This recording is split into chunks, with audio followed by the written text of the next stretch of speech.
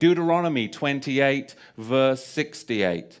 And Yahweh shall bring you into Mitzrayim, Egypt again with ships.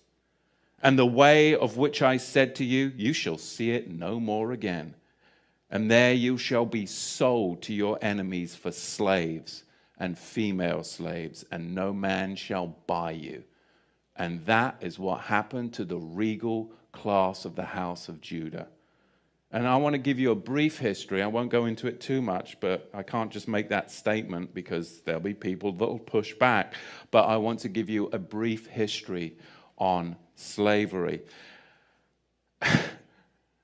I was just amazed, I got to tell you. I mean, when you come to America and you talk to people about slavery, you can talk to black people about slavery, white people about slavery, and they'll give you all this history on slavery, and it only goes back to the 16th and the 17th century. And you're like, don't they teach you the history of slavery? Why? Ask the bloody question. Why are they only teaching you the history of slavery as far back as the 16th and the 17th century? Why are they only going that far back? Because they don't want you to go farther back than that, because then you'll actually find out the truth. But from the 16th and 17th century, we'll teach you about slavery. You've got to go further back, and you've got to understand and question, why do they do this throughout the whole of America, in all the public schools? Why do they only go back as far as the 16th and the 17th century to talk about slavery? We've got to go further back than that. Because Islam designed infernal slavery, and then the Ashkenazi Khazars, those who say they are Jews and are not, are the ones that marketed it, and the regal Negro nomads exiled from the kingdom of Judah were the main recipients of it at the hands of the indigenous black Africans. Because you've got to understand, the regal class of the house of Judah came down from Israel, and they came into the land of the black Africans.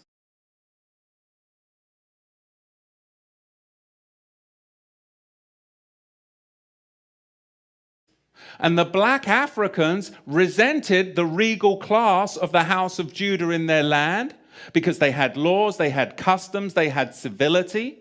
And they were a regal class of Negro that came down into Africa. And later on, it was the Ashkenazi, the Islamic slave traders as well, that then worked together with the indigenous black Africans to enslave the regal house of Judah.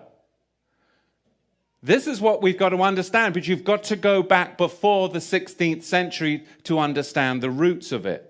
So we're going to see, as we dig into this, where this slavery came from, because it was really a system that was very, very well crafted. There was Islamic masters, and there were white Ashkenazi Khazar ship owners. There were the buyers and the sellers. And they're not going to fill you in on all of this, but really you've got a 4-tier system. Number one, you have the Negro nomads that were exiled from the kingdom of Judah. Number two, you had indigenous black African hunters that resented the regal Negro nomads that had come into their territory with their own customs, with their own laws that were different and would not assimilate into their tribal culture. They were their own tribe. They were the regal house of Judah. And number three, you had Islamic trappers that worked with the indigenous black Africans to trap the regal Negro house of Judah. And then you had them sell them to the Ashkenazi ship merchants, along with many Portuguese and British Ashkenazi.